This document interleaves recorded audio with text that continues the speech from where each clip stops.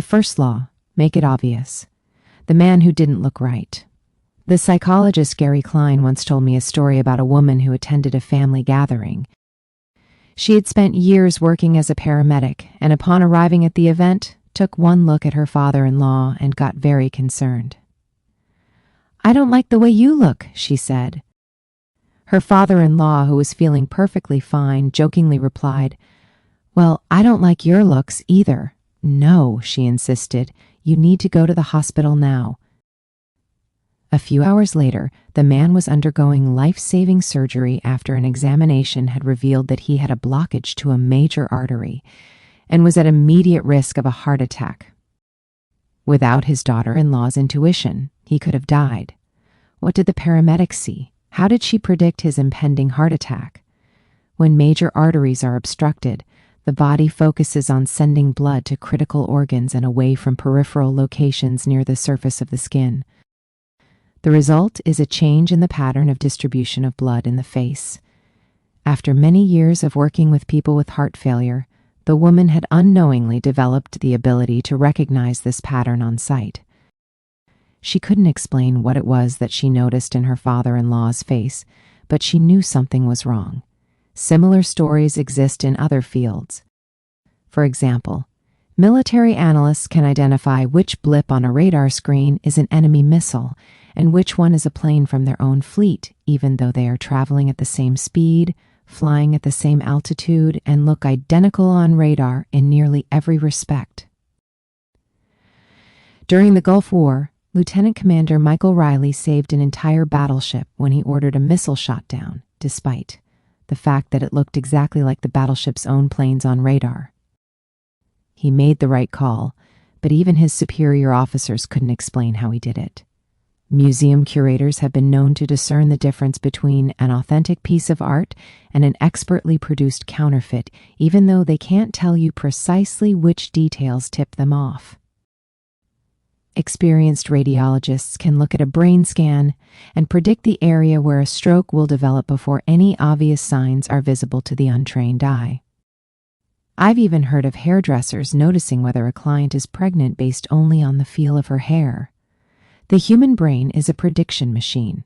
It is continuously taking in your surroundings and analyzing the information it comes across. Whenever you experience something repeatedly, like a paramedic seeing the face of a heart attack patient or a military analyst seeing a missile on a radar screen, your brain begins noticing what is important, sorting through the details and highlighting the relevant cues, and cataloging that information for future use. With enough practice, you can pick up on the cues that predict certain outcomes without consciously thinking about it. Automatically, your brain encodes the lessons learned through experience.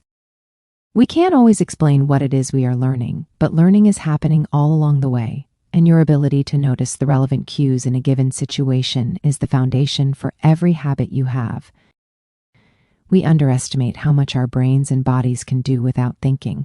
You do not tell your hair to grow, your heart to pump, your lungs to breathe, or your stomach to digest.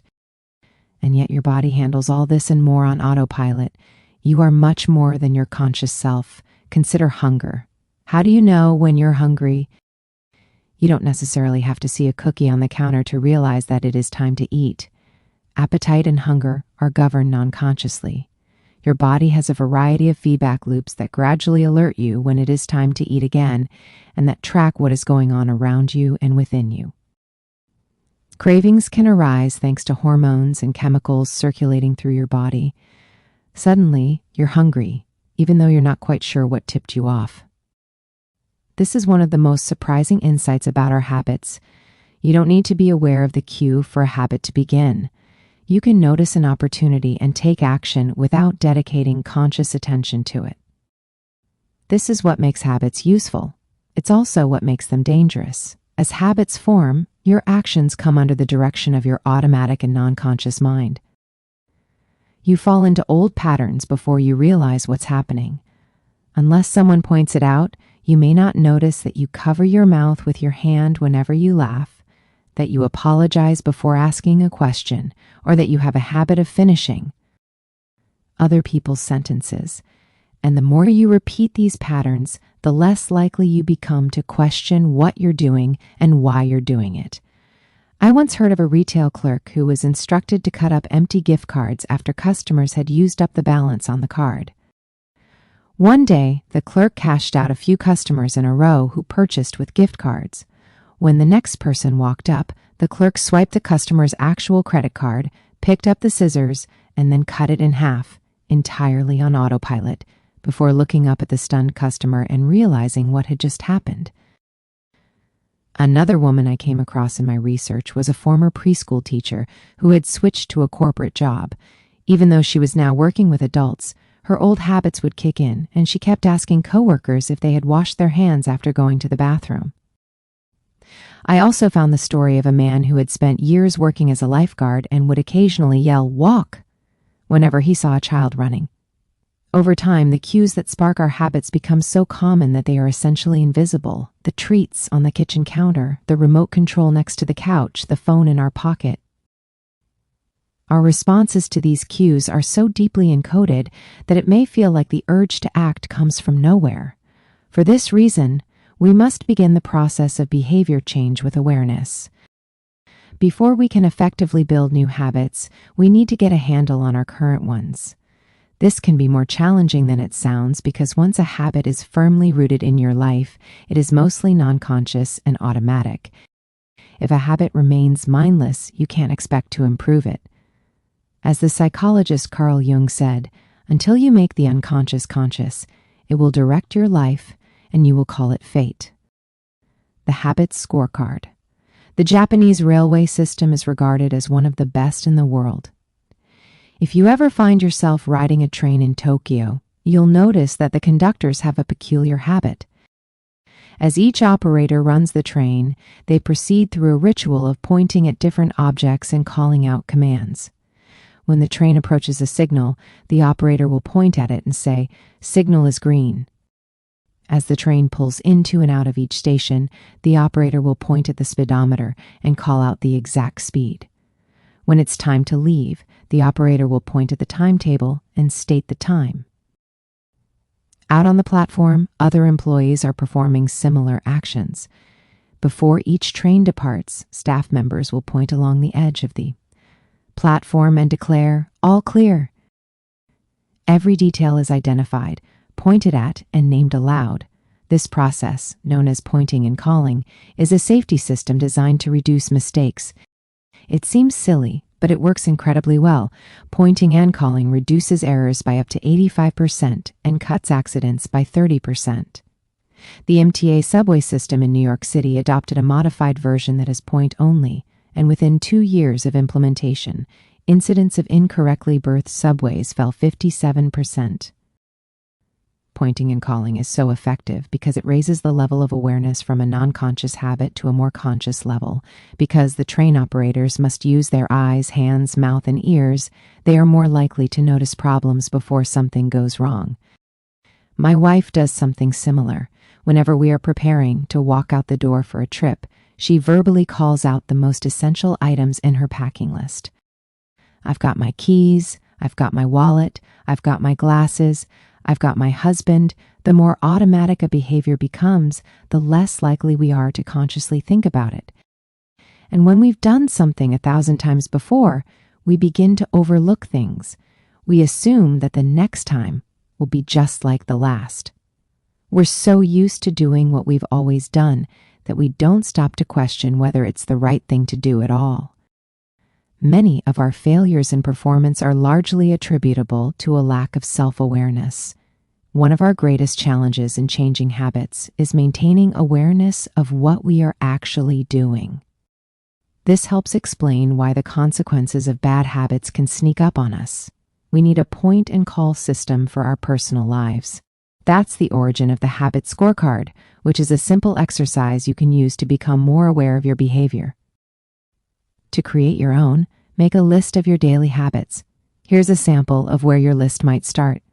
Wake up, turn off alarm, check my phone, go to the bathroom, weigh myself, take a shower, brush my teeth, floss my teeth, put on deodorant, hang up towel to dry, get dressed, make a cup of tea, and so on. Once you have a full list, look at each behavior and ask yourself, is this a good habit, a bad habit, or a neutral habit? If it is a good habit, write plus next to it. If it is a bad habit, write. If it is a neutral habit, write equal to. For example, the list above might look like this. Wake up equal to, turn off alarm equal to, check my phone, go to the bathroom equal to, weigh myself plus, take a shower plus, brush my teeth plus, floss my teeth plus, put on deodorant plus, hang up towel to dry equal to, get dressed equal to, make a cup of tea plus. The marks you give to a particular habit will depend on your situation and your goals. For someone who is trying to lose weight, eating a bagel with peanut butter every morning might be a bad habit. For someone who is trying to bulk up and add muscle, the same behavior might be a good habit. It all depends on what you're working toward. Scoring your habits can be a bit more complex for another reason as well. The labels good habit and bad habit are slightly inaccurate. There are no good habits or bad habits. There are only effective habits, that is, effective at solving problems. All habits serve you in some way, even the bad ones, which is why you repeat them. For this exercise, categorize your habits by how they will benefit you in the long run. Generally speaking, good habits will have net positive outcomes. Bad habits have net negative outcomes. Smoking a cigarette may reduce stress right now, but it's not a healthy long-term behavior. If you're still having trouble determining how to rate a particular habit, here is a question I like to use. Does this behavior help me become the type of person I wish to be? Does this habit cast a vote for or against my desired identity? Habits that reinforce your desired identity are usually good. Habits that conflict with your desired identity are usually bad.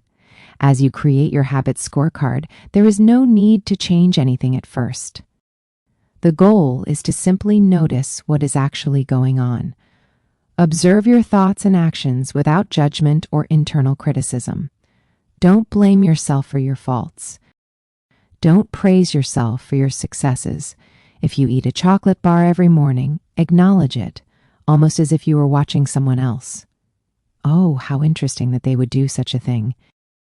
If you binge eat, simply notice that you are eating more calories than you should. If you waste time online, notice that you are spending your life in a way that you do not want to. The first step to changing bad habits is to be on the lookout for them. If you feel like you need extra help, then you can try pointing and calling in your own life. Say out loud the action that you are thinking of taking and what the outcome will be. If you want to cut back on your junk food habit, but notice yourself grabbing another cookie, say out loud, I'm about to eat this cookie, but I don't need it. Eating it will cause me to gain weight and hurt my health. Hearing your bad habits spoken aloud makes the consequences seem more real. It adds weight to the action, rather than letting yourself mindlessly slip into an old routine. This approach is useful even if you're simply trying to remember a task on your to-do list. Just saying out loud, tomorrow I need to go to the post office after lunch, increases the odds that you'll actually do it. You're getting yourself to acknowledge the need for action, and that can make all the difference. The process of behavior change always starts with awareness. Strategies like pointing and calling and the Habits Scorecard are focused on getting you to recognize your habits and acknowledge the cues that trigger them, which makes it possible to respond in a way that benefits you. Chapter summary. With enough practice, your brain will pick up on the cues that predict certain outcomes without consciously thinking about it. Once our habits become automatic, we stop paying attention to what we are doing. The process of behavior change always starts with awareness. You need to be aware of your habits before you can change them. Pointing and calling raises your level of awareness from a non-conscious habit to a more conscious level by verbalizing your actions. The Habits Scorecard is a simple exercise you can use to become more aware of your behavior, the best way to start a new habit. In 2001, researchers in Great Britain began working with 248 people to build better exercise habits over the course of 2 weeks. The subjects were divided into 3 groups. The first group was the control group. They were simply asked to track how often they exercised. The second group was the motivation group. They were asked not only to track their workouts, but also to read some material on the benefits of exercise. The researchers also explained to the group how exercise could reduce the risk of coronary heart disease and improve heart health. Finally, there was the third group. These subjects received the same presentation as the second group, which ensured that they had equal levels of motivation. However, they were also asked to formulate a plan for when and where they would exercise over the following week. Specifically, each member of the third group completed the following sentence: "During the next week, I will partake in at least 20 minutes of vigorous exercise in the first and second groups, 35 to 38% of people exercised at least once per week, but 91% of the third group exercised at least once per week, more than double the normal rate." The sentence they filled out is what researchers refer to as an implementation intention, which is a plan you make beforehand about when and where to act. That is, how you intend to implement a particular habit.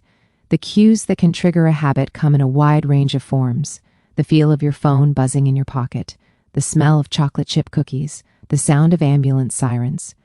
But the two most common cues are time and location. Implementation intentions leverage both of these cues. Broadly speaking, the format for creating an implementation intention is: when situation X arises, I will perform response Y. Hundreds of studies have shown that implementation intentions are effective for sticking to our goals, whether it's writing down the exact time and date of when you will get a flu shot or recording the time of your colonoscopy appointment. They increase the odds that people will stick with habits like recycling, studying, going to sleep early, and stopping smoking. Researchers have even found that voter turnout increases when people are forced to create implementation intentions by answering questions like, what route are you taking to the polling station? At what time are you planning to go? What bus will get you there? Other successful government programs have prompted citizens to make a clear plan to send taxes in on time or provided directions on when and where to pay late traffic bills. The punchline is clear. People who make a specific plan for when and where they will perform a new habit are more likely to follow through. Too many people try to change their habits without these basic details figured out. We tell ourselves, I'm going to eat healthier, or I'm going to write more, but we never say when and where these habits are going to happen. We leave it up to chance and hope that we will just remember to do it or feel motivated at the right time.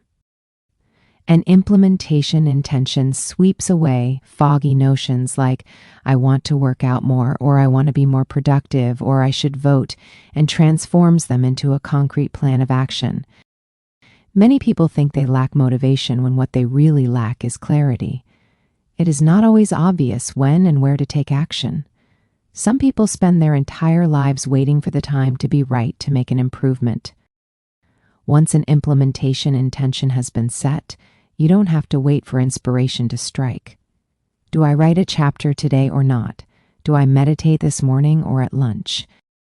When the moment of action occurs, there is no need to make a decision. Simply follow your predetermined plan. The simple way to apply this strategy to your habits is to fill out this sentence: I will add in. Meditation. I will meditate for 1 minute at 7 a.m. in my kitchen. Studying. I will study Spanish for 20 minutes at 6 p.m. in my bedroom. Exercise. I will exercise for 1 hour at 5 p.m. in my local gym. Marriage. I will make my partner a cup of tea at 8 a.m. in the kitchen. If you aren't sure when to start your habit, try the first day of the week, month, or year. People are more likely to take action at those times because hope is usually higher. If we have hope, we have a reason to take action. A fresh start feels motivating. There is another benefit to implementation intentions. Being specific about what you want and how you will achieve it helps you say no to things that derail progress, distract your attention, and pull you off course. We often say yes to little requests because we are not clear enough about what we need to be doing instead. When your dreams are vague, it's easy to rationalize little exceptions all day long and never get around to the specific things you need to do to succeed. Give your habits a time and a space to live in the world. The goal is to make the time and location so obvious that, with enough repetition, you get an urge to do the right thing at the right time, even if you can't say why. As the writer Jason Zweig noted, obviously you're never going to just work out without conscious thought, but like a dog salivating at a bell, maybe you start to get antsy around the time of day you normally work out. There are many ways to use implementation intentions in your life and work. My favorite approach is one I learned from Stanford professor B.J. Fogg, and it is a strategy I refer to as habit stacking. Habit stacking, a simple plan to overhaul your habits. The French philosopher Denis Diderot lived nearly his entire life in poverty, but that all changed one day in 1765. Diderot's daughter was about to be married and he could not afford to pay for the wedding. Despite his lack of wealth, Diderot was well known for his role as the co-founder and writer of Encyclopédie, one of the most comprehensive encyclopedias of the time. When Catherine the Great, the Empress of Russia, heard of Diderot's financial troubles, her heart went out to him. She was a book lover and greatly enjoyed his encyclopedia. She offered to buy Diderot's personal library for £1,000, more than $150,000 today. Suddenly, Diderot had money to spare. With his new wealth, he not only paid for the wedding, but also acquired a scarlet robe for himself. Diderot's scarlet robe was beautiful. So beautiful, in fact, that he immediately noticed how out of place it seemed when surrounded by his more common possessions. He wrote that there was no more coordination, no more unity, no more beauty between his elegant robe and the rest of his stuff. Diderot soon felt the urge to upgrade his possessions. He replaced his rug with one from Damascus. He decorated his home with expensive sculptures. He bought a mirror to place above the mantel and a better kitchen table. He tossed aside his old straw chair for a leather one. Like falling dominoes, one purchase led to the next. Diderot's behavior is not uncommon. In fact, the tendency for one purchase to lead to another one has a name: the Diderot effect. The Diderot effect states that obtaining a new possession often creates a spiral of consumption that leads to additional purchases. You can spot this pattern everywhere. You buy a dress and have to get new shoes and earrings to match. You buy a couch and suddenly question the layout of your entire living room. You buy a toy for your child and soon find yourself purchasing all of the accessories that go with it. It's a chain reaction of purchases. Many human behaviors follow this cycle. You often decide what to do next based on what you have just finished doing. Going to the bathroom leads to washing and drying your hands, which reminds you that you need to put the dirty towels in the laundry, so you add laundry detergent to the shopping list, and so on. No behavior happens in isolation. Each action becomes a cue that triggers the next behavior. Why is this important? When it comes to building new habits, you can use the connectedness of behavior to your advantage. One of the best ways to build a new habit is to identify a current habit you already do each day and then stack your new behavior on top. This is called habit stacking. Habit stacking is a special form of an implementation intention. Rather than pairing your new habit with a particular time and location, you pair it with a current habit. This method, which was created by B.J. Fogg as part of his Tiny Habits program, can be used to design an obvious cue for nearly any habit. For example, meditation. After I pour my cup of coffee each morning, I will meditate for 1 minute. Exercise. After I take off my work shoes, I will immediately change into my workout clothes. Gratitude. After I sit down to dinner, I will say one thing I'm grateful for that happened today. Marriage. After I get into bed at night, I will give my partner a kiss. Safety. After I put on my running shoes, I will text a friend or family member where I am running and how long it will take. The key is to tie your desired behavior into something you already do each day. Once you have mastered this basic structure, you can begin to create larger stacks by chaining small habits together. This allows you to take advantage of the natural momentum that comes from one behavior leading into the next, a positive version of the Diderot effect. Habit stacking. Your morning routine habit stack might look like this. 1. After I pour my morning cup of coffee, I will meditate for 60 seconds. 2. After I meditate for 60 seconds, I will write my to-do list for the day. 3. After I write my to-do list for the day, I will immediately begin my first task, or consider this habit stack in the evening. 1. After I finish eating dinner, I will put my plate directly into the dishwasher. 2. After I put my dishes away, I will immediately wipe down the counter. 3. After I wipe down the counter, I will set out my coffee mug for tomorrow morning. You can also insert new behaviors into the middle of your current routines. For example, you may already have a morning routine that looks like this: wake up, make my bed, take a shower. Let's say you want to develop the habit of reading more each night. You can expand your habit stack and try something like wake up, make my bed, place a book on my pillow, take a shower. Now, when you climb into bed each night, a book will be sitting there waiting for you to enjoy. Overall, habit stacking allows you to create a set of simple rules that guide your future behavior. It's like you always have a game plan for which action should come next. Once you get comfortable with this approach, you can develop general habit stacks to guide you whenever the situation is appropriate. Exercise. When I see a set of stairs, I will take them instead of using the elevator. Social skills. When I walk into a party, I will introduce myself to someone I don't know yet. Finances. When I want to buy something over $100, I will wait 24 hours before purchasing. Healthy eating. When I serve myself a meal, I will always put veggies on my plate first. Minimalism. When I buy a new item, I will give something away. Mood. When the phone rings, I will take one deep breath and smile before answering. Forgetfulness. When I leave a public place, I will check the table and chairs to make sure I don't leave anything behind.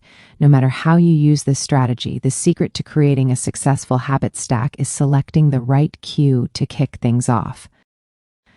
Unlike an implementation intention, which specifically states the time and location for a given behavior, habit stacking implicitly has the time and location built into it. When and where you choose to insert a habit into your daily routine can make a big difference. If you're trying to add meditation into your morning routine, but mornings are chaotic and your kids keep running into the room, then that may be the wrong place and time. Consider when you are most likely to be successful. Don't ask yourself to do a habit when you're likely to be occupied with something else. Your cue should also have the same frequency as your desired habit. If you want to do a habit every day, but you stack it on top of a habit that only happens on Mondays, that's not a good choice. One way to find the right trigger for your habit stack is by brainstorming a list of your current habits. You can use your Habits Scorecard from the last chapter as a starting point. Alternatively, you can create a list with 2 columns. In the first column, write down the habits you do each day without fail. For example, get out of bed, take a shower, brush your teeth, get dressed, brew a cup of coffee, eat breakfast, take the kids to school, start the workday, eat lunch, end the workday, change out of work clothes, sit down for dinner, turn off the lights, get into bed. Your list can be much longer, but you get the idea. In the second column, write down all of the things that happen to you each day without fail. For example, the sun rises, you get a text message. The song you are listening to ends, the sun sets. Armed with these 2 lists, you can begin searching for the best place to layer your new habit into your lifestyle. Habit stacking works best when the cue is highly specific and immediately actionable. Many people select cues that are too vague. I made this mistake myself. When I wanted to start a push-up habit, my habit stack was when I take a break for lunch, I will do 10 push-ups. At first glance, this sounded reasonable. But soon I realized the trigger was unclear. Would I do my push-ups before I ate lunch? After I ate lunch? Where would I do them? After a few inconsistent days, I changed my habit stack to, when I close my laptop for lunch, I will do 10 push-ups next to my desk. Ambiguity gone. Habits like read more or eat better are worthy causes, but these goals do not provide instruction on how and when to act. Be specific and clear after I close the door. After I brush my teeth. After I sit down at the table. The specificity is important. The more tightly bound your new habit is to a specific cue, the better the odds are that you will notice when the time comes to act. The first law of behavior change is to make it obvious. Strategies like implementation intentions and habit stacking are among the most practical ways to create obvious cues for your habits and design a clear plan for when and where to take action. Chapter Summary. The first law of behavior change is make it obvious. The two most common cues are time and location. Creating an implementation intention is a strategy you can use to pair a new habit with a specific time and location.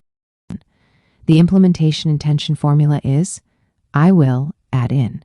Habit stacking is a strategy you can use to pair a new habit with a current habit. The habit stacking formula is after I will. Motivation is overrated, environment often matters more.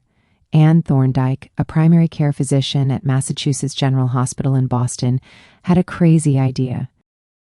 She believed she could improve the eating habits of thousands of hospital staff and visitors without changing their willpower or motivation in the slightest way. In fact, she didn't plan on talking to them at all.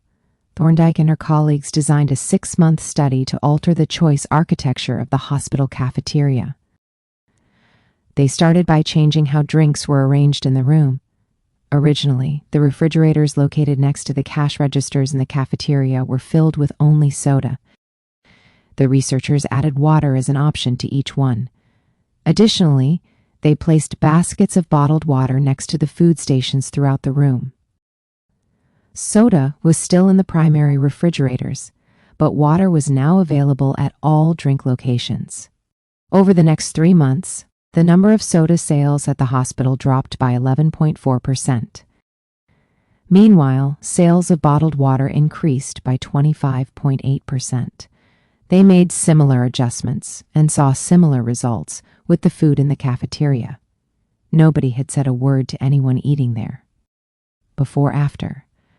People often choose products not because of what they are, but because of where they are. If I walk into the kitchen and see a plate of cookies on the counter, I'll pick up half a dozen and start eating, even if I hadn't been thinking about them beforehand and didn't necessarily feel hungry. If the communal table at the office is always filled with donuts and bagels, it's going to be hard not to grab one every now and then. Your habits change depending on the room you are in and the cues in front of you. Environment is the invisible hand that shapes human behavior. Despite our unique personalities, certain behaviors tend to arise again and again under certain environmental conditions. In church, people tend to talk in whispers. On a dark street, people act wary and guarded. In this way, the most common form of change is not internal, but external. We are changed by the world around us. Every habit is context dependent. In 1936, psychologist Kurt Lewin wrote a simple equation that makes a powerful statement: behavior is a function of the person and their environment, or B equal to F. It didn't take long for Lewin's equation to be tested in business. In 1952, the economist Hawkins Stern described a phenomenon he called suggestion impulse buying, which is triggered when a shopper sees a product for the first time and visualizes a need for it. In other words, customers will occasionally buy products not because they want them, but because of how they are presented to them. For example, items at eye level tend to be purchased more than those down near the floor. For this reason, you'll find expensive brand names featured in easy-to-reach locations on store shelves because they drive the most profit, while cheaper alternatives are tucked away in harder-to-reach spots. The same goes for end caps, which are the units at the end of aisles. End caps are money-making machines for retailers because they are obvious locations that encounter a lot of foot traffic. For example, 45% of Coca-Cola sales come specifically from end-of-the-aisle racks. The more obviously available a product or service is, the more likely you are to try it. People drink Bud Light because it is in every bar and visit Starbucks because it is on every corner. We like to think that we are in control. If we choose water over soda, we assume it is because we wanted to do so. The truth, however, is that many of the actions we take each day are shaped not by purposeful drive and choice, but by the most obvious option. Every living being has its own methods for sensing and understanding the world. Eagles have remarkable long-distance vision. Snakes can smell by tasting the air with their highly sensitive tongues. Sharks can detect small amounts of electricity and vibrations in the water caused by nearby fish. Even bacteria have chemoreceptors, tiny sensory cells that allow them to detect toxic chemicals in their environment. In humans, perception is directed by the sensory nervous system. We perceive the world through sight, sound, smell, touch, and taste. But we also have other ways of sensing stimuli. Some are conscious, but many are non-conscious. For instance, you can notice when the temperature drops before a storm, or when the pain in your gut rises during a stomachache, or when you fall off balance while walking on rocky ground. Receptors in your body pick up on a wide range of internal stimuli, such as the amount of salt in your blood, or the need to drink when thirsty. The most powerful of all human sensory abilities, however, is vision. The human body has about 11 million sensory receptors. Approximately 10 million of those are dedicated to sight. Some experts estimate that half of the brain's resources are used on vision. Given that we are more dependent on vision than on any other sense, it should come as no surprise that visual cues are the greatest catalyst of our behavior. For this reason, a small change in what you see can lead to a big shift in what you do. As a result, you can imagine how important it is to live and work in environments that are filled with productive cues and devoid of unproductive ones. Thankfully, there is good news in this respect. You don't have to be the victim of your environment. You can also be the architect of it. How to design your environment for success. During the energy crisis and oil embargo of the 1970s, Dutch researchers began to pay close attention to the country's energy usage. In one suburb near Amsterdam, they found that some homeowners use 30% less energy than their neighbors, despite the homes being of similar size and getting electricity for the same price. It turned out the houses in this neighborhood were nearly identical except for one feature, the location of the electrical meter. Some had one in the basement. Others had the electrical meter upstairs in the main hallway. As you may guess, the homes with the meters located in the main hallway used less electricity.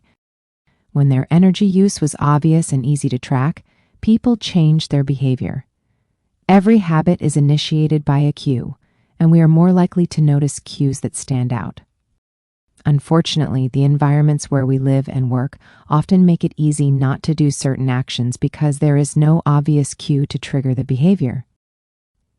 It's easy not to practice the guitar when it's tucked away in the closet. It's easy not to read a book when the bookshelf is in the corner of the guest room. It's easy not to take your vitamins when they are out of sight in the pantry. When the cues that spark a habit are subtle or hidden, they are easy to ignore. By comparison, creating obvious visual cues can draw your attention toward a desired habit. In the early 1990s, the cleaning staff at Schiphol Airport in Amsterdam installed a small sticker that looked like a fly near the center of each urinal. Apparently, when men stepped up to the urinals, they aimed for what they thought was a bug. The stickers improved their aim and significantly reduced spillage around the urinals. Further analysis determined that the stickers cut bathroom cleaning costs by 8% per year. I've experienced the power of obvious cues in my own life.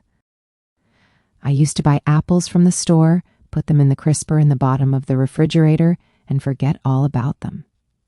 By the time I remembered, the apples would have gone bad.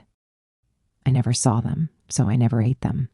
Eventually, I took my own advice and redesigned my environment. I bought a large display bowl and placed it in the middle of the kitchen counter. The next time I bought apples, that was where they went, out in the open where I could see them. Almost like magic, I began eating a few apples each day simply because they were obvious rather than out of sight. Here are a few ways you can redesign your environment and make the cues for your preferred habits more obvious. If you want to remember to take your medication each night, put your pill bottle directly next to the faucet on the bathroom counter. If you want to practice guitar more frequently, place your guitar stand in the middle of the living room. If you want to remember to send more thank you notes, keep a stack of stationery on your desk. If you want to drink more water, fill up a few water bottles each morning and place them in common locations around the house. If you want to make a habit a big part of your life, make the cue a big part of your environment. The most persistent behaviors usually have multiple cues. Consider how many different ways a smoker could be prompted to pull out a cigarette, driving in the car, seeing a friend smoke, feeling stressed at work, and so on. The same strategy can be employed for good habits. By sprinkling triggers throughout your surroundings, you increase the odds that you'll think about your habit throughout the day. Make sure the best choice is the most obvious one. Making a better decision is easy and natural when the cues for good habits are right in front of you. Environment design is powerful not only because it influences how we engage with the world, but also because we rarely do it. Most people live in a world others have created for them. But you can alter the spaces where you live and work to increase your exposure to positive cues and reduce your exposure to negative ones.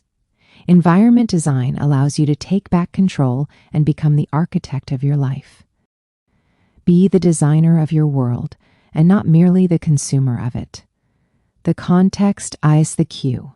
The cues that trigger a habit can start out very specific, but over time your habits become associated not with a single trigger, but with the entire context surrounding the behavior. For example, many people drink more in social situations than they would ever drink alone. The trigger is rarely a single cue, but rather the whole situation. Watching your friends order drinks, hearing the music at the bar, seeing the beers on tap, we mentally assign our habits to the locations in which they occur: the home, the office, the gym. Each location develops a connection to certain habits and routines. You establish a particular relationship with the objects on your desk, the items on your kitchen counter, the things in your bedroom. Our behavior is not defined by the objects in the environment, but by our relationship to them.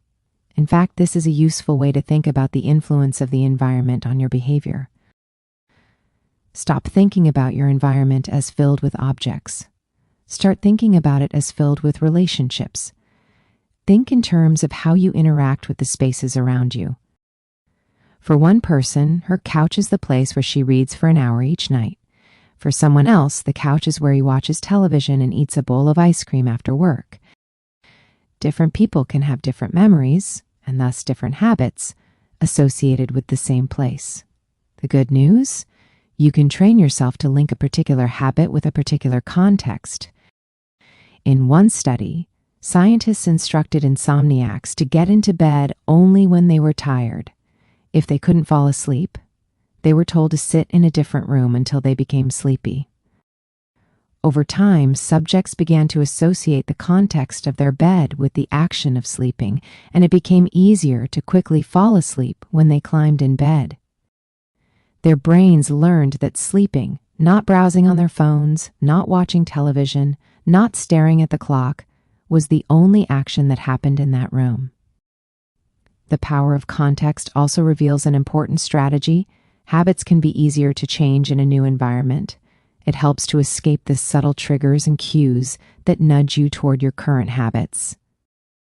Go to a new place, a different coffee shop, a bench in the park, a corner of your room you seldom use, and create a new routine there. It is easier to associate a new habit with a new context than to build a new habit in the face of competing cues. It can be difficult to go to bed early if you watch television in your bedroom each night. It can be hard to study in the living room without getting distracted if that's where you always play video games. But when you step outside your normal environment, you leave your behavioral biases behind. You aren't battling old environmental cues, which allows new habits to form without interruption. Want to think more creatively? Move to a bigger room, a rooftop patio, or a building with expansive architecture. Take a break from the space where you do your daily work, which is also linked to your current thought patterns. Trying to eat healthier? It is likely that you shop on autopilot at your regular supermarket. Try a new grocery store. You may find it easier to avoid unhealthy food when your brain doesn't automatically know where it is located in the store. When you can't manage to get to an entirely new environment, redefine or rearrange your current one. Create a separate space for work, study, exercise, entertainment, and cooking. The mantra I find useful is one space, one use. When I started my career as an entrepreneur, I would often work from my couch or at the kitchen table. In the evenings, I found it very difficult to stop working. There was no clear division between the end of work time and the beginning of personal time. Was the kitchen table my office or the space where I ate meals? Was the couch where I relaxed or where I sent emails? Everything happened in the same place. A few years later, I could finally afford to move to a home with a separate room from my office. Suddenly, work was something that happened in here, and personal life was something that happened out there. It was easier for me to turn off the professional side of my brain when there was a clear dividing line between work life and home life. Each room had one primary use. The kitchen was for cooking. The office was for working. Whenever possible, avoid mixing the context of one habit with another. When you start mixing contexts, you'll start mixing habits, and the easier ones will usually win out. This is one reason why the versatility of modern technology is both a strength and a weakness. You can use your phone for all sorts of tasks, which makes it a powerful device. But when you can use your phone to do nearly anything, it becomes hard to associate it with one task. You want to be productive, but you're also conditioned to browse social media, check email, and play video games whenever you open your phone. It's a mishmash of cues. You may be thinking, you don't understand. I live in New York City. My apartment is the size of a smartphone. I need each room to play multiple roles. Fair enough. If your space is limited, divide your room into activity zones: a chair for reading, a desk for writing, a table for eating. You can do the same with your digital spaces. I know a writer who uses his computer only for writing, his tablet only for reading, and his phone only for social media and texting. Every habit should have a home. If you can manage to stick with this strategy, each context will become associated with a particular habit and mode of thought. Habits thrive under predictable circumstances like these. Focus comes automatically when you are sitting at your work desk. Relaxation is easier when you are in a space designed for that purpose. Sleep comes quickly when it is the only thing that happens in your bedroom. If you want behaviors that are stable and predictable, you need an environment that is stable and predictable. Chapter summary. Small changes in context can lead to large changes in behavior over time. Every habit is initiated by a cue. We are more likely to notice cues that stand out. Make the cues of good habits obvious in your environment. Gradually, your habits become associated not with a single trigger, but with the entire context surrounding the behavior. The context becomes the cue. It is easier to build new habits in a new environment because you are not fighting against old cues. The secret to self-control.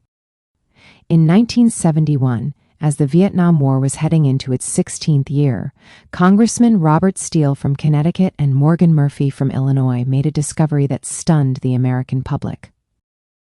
While visiting the troops, they had learned that over 15% of U.S. soldiers stationed there were heroin addicts. Follow-up research revealed that 35% of service members in Vietnam had tried heroin and as many as 20% were addicted. The problem was even worse than they had initially thought. The discovery led to a flurry of activity in Washington, including the creation of the Special Action Office of Drug Abuse Prevention under President Nixon to promote prevention and rehabilitation and to track addicted service members when they returned home. Lee Robbins was one of the researchers in charge. In a finding that completely upended the accepted beliefs about addiction, Robbins found that when soldiers who had been heroin users returned home, only 5% of them became re-addicted within a year, and just 12% relapsed within 3 years. In other words, approximately 9 out of 10 soldiers who used heroin in Vietnam eliminated their addiction nearly overnight. This finding contradicted the prevailing view at the time, which considered heroin addiction to be a permanent and irreversible condition. Instead, Robbins revealed that addictions could spontaneously dissolve if there was a radical change in the environment. In Vietnam, soldiers spent all day surrounded by cues triggering heroin use. It was easy to access. They were engulfed by the constant stress of war. They built friendships with fellow soldiers who were also heroin users, and they were thousands of miles from home. Once a soldier returned to the United States, though, he found himself in an environment devoid of those triggers. When the context changed, so did the habit. Compare this situation to that of a typical drug user. Someone becomes addicted at home or with friends, goes to a clinic to get clean, which is devoid of all the environmental stimuli that prompt their habit, then returns to their old neighborhood with all of their previous cues that caused them to get addicted in the first place. It's no wonder that usually you see numbers that are the exact opposite of those in the Vietnam study. Typically, 90% of heroin users become re-addicted once they return home from rehab. The Vietnam studies ran counter to many of our cultural beliefs about bad habits because it challenged the conventional association of unhealthy behavior as a moral weakness. If you're overweight, a smoker, or an addict, you've been told your entire life that it is because you lack self-control, maybe even that you're a bad person. The idea that a little bit of discipline would solve all our problems is deeply embedded in our culture. Recent research, however, shows something different. When scientists analyze people who appear to have tremendous self-control, it turns out those individuals aren't all that different from those who are struggling. Instead, disciplined people are better at structuring their lives in a way that does not require heroic willpower and self-control. In other words, they spend less time in tempting situations. The people with the best self-control are typically the ones who need to use it the least. It's easier to practice self-restraint when you don't have to use it very often. So, yes, perseverance, grit, and willpower are essential to success, but the way to improve these qualities is not by wishing you were a more disciplined person, but by creating a more disciplined environment. This counterintuitive idea makes even more sense once you understand what happens when a habit is formed in the brain. A habit that has been encoded in the mind is ready to be used whenever the relevant situation arises. When Patty Olwell, a therapist from Austin, Texas, started smoking, she would often light up while riding horses with a friend.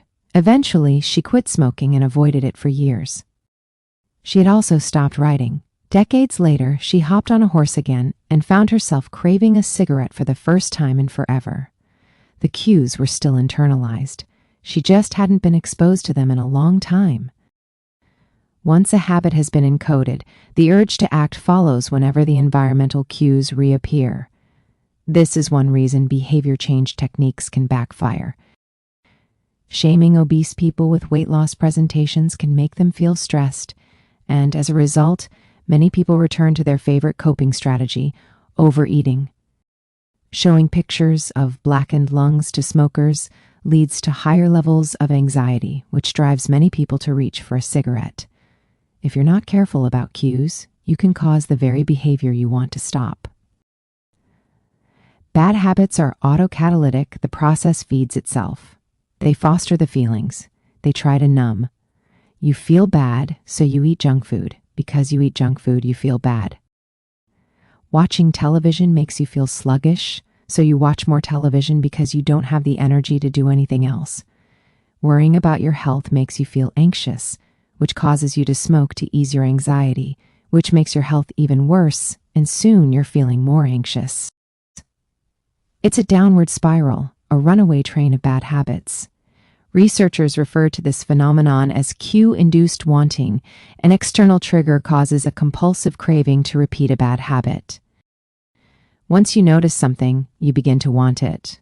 This process is happening all the time, often without us realizing it. Scientists have found that showing addicts a picture of cocaine for just 33 milliseconds stimulates the reward pathway in the brain and sparks desire. This speed is too fast for the brain to consciously register. The addicts couldn't even tell you what they had seen, but they craved the drug all the same. Here's the punchline. You can break a habit, but you're unlikely to forget it. Once the mental grooves of habit have been carved into your brain, they are nearly impossible to remove entirely, even if they go unused for quite a while. And that means that simply resisting temptation is an ineffective strategy. It is hard to maintain a Zen attitude in a life filled with interruptions. It takes too much energy. In the short run, you can choose to overpower temptation. In the long run, we become a product of the environment that we live in. To put it bluntly, I have never seen someone consistently stick to positive habits in a negative environment. A more reliable approach is to cut bad habits off at the source. One of the most practical ways to eliminate a bad habit is to reduce exposure to the cue that causes it. If you can't seem to get any work done, leave your phone in another room for a few hours.